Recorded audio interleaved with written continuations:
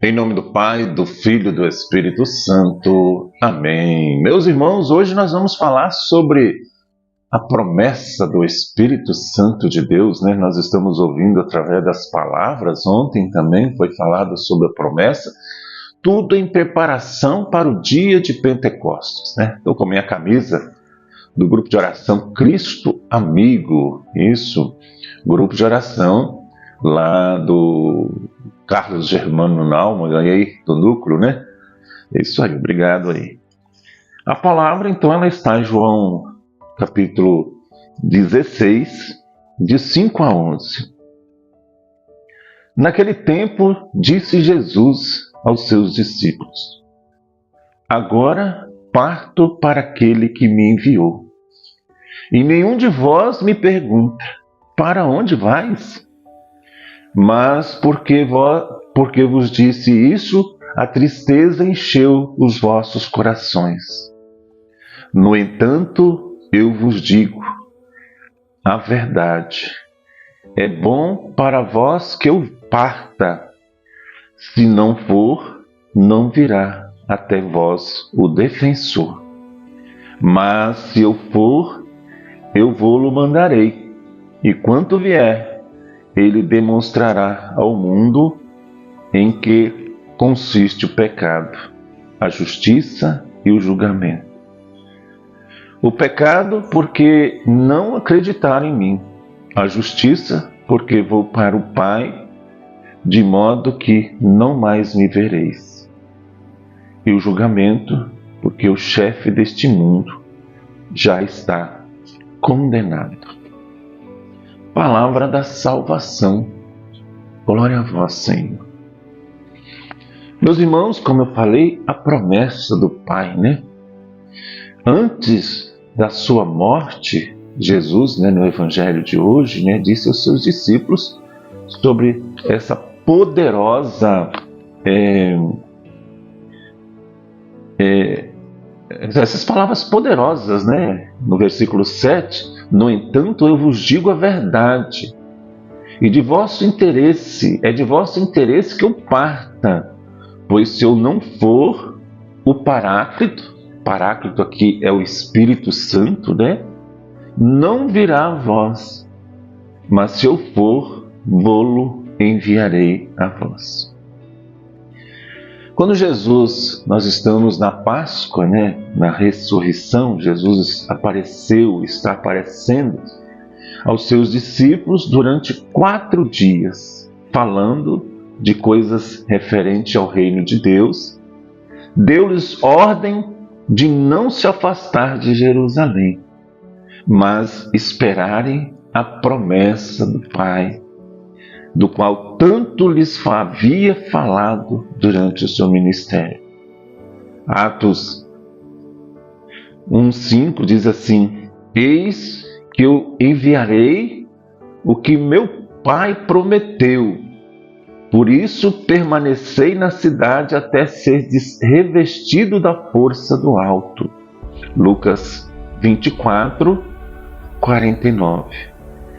João batizava com água, mas vós, porém, sereis batizados com o Espírito Santo dentro de poucos dias. Atos 1, versículo 5. Mas o Espírito descerá sobre vós e dele receberei força. Sereis então minhas testemunhas em Jerusalém, em toda a Judéia e Samaria, e até os confins do mundo. Atos 1, versículo 8. Então, o Espírito Santo, aqui, né, Atos 1, 8, é que vem nos dar força. Você está fraco? Você está fraca? Peça o Espírito Santo, né? Então, quando Jesus falava da vinda do Espírito Santo, chamava de promessa do Pai. Trata-se, portanto, de um compromisso de Deus aos homens através de Jesus. Jesus tinha vindo trazer uma vida nova, mas ela não poderia ser vivida sem o Espírito Santo. e um coração novo.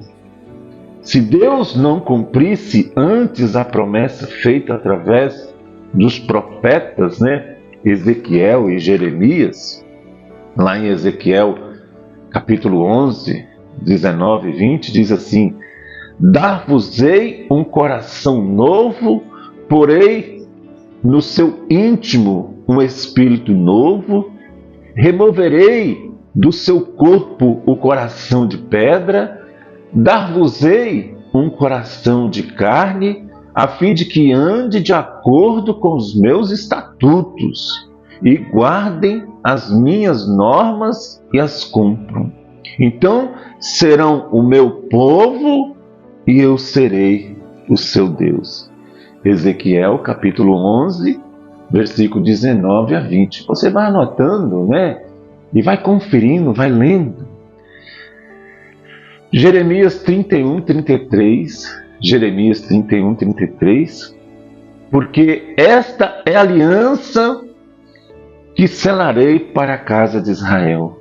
Depois desses dias, oráculo de Javé, eu porei minha lei no seu seio e a escreverei em seu coração.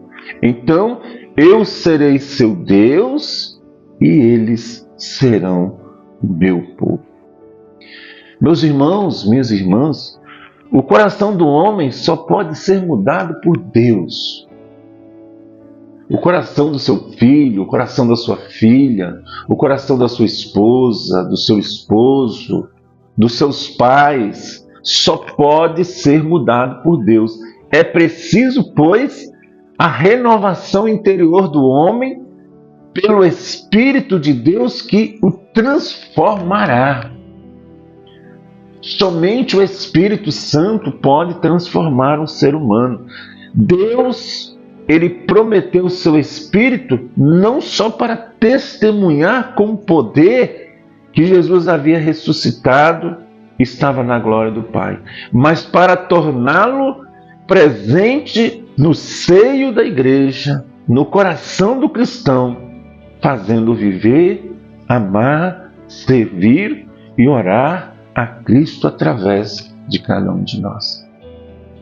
Naquele momento da consagração, aí onde o padre, ele lança a mão assim lá no altar, transformando aquele pão no corpo de Jesus, aquele vinho no sangue de Jesus, é a presença do Espírito Santo. A presença do Espírito Santo sempre esteve na vida da nossa igreja. Você vê recentemente, no conclave, a eleição do novo Papa, aquele que está na cadeira de Pedro, o nosso pastor, foi a presença do Espírito Santo. Nós poderíamos hoje falar, nós tínhamos as nossas preferências, Eu, pelo menos, tinha minha preferência, mas que maravilha é o Papa Leão XIV. Porque é o Espírito Santo que escolhe.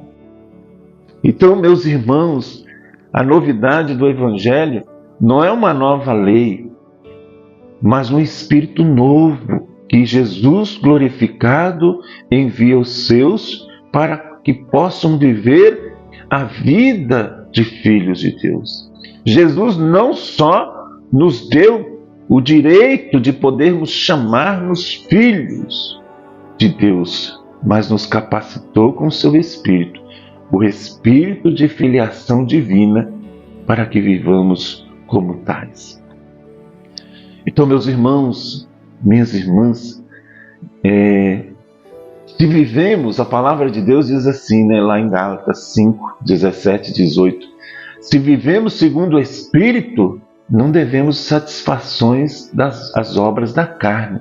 Olha só, pois a carne tem aspirações contrárias ao Espírito, e o Espírito contraria a carne.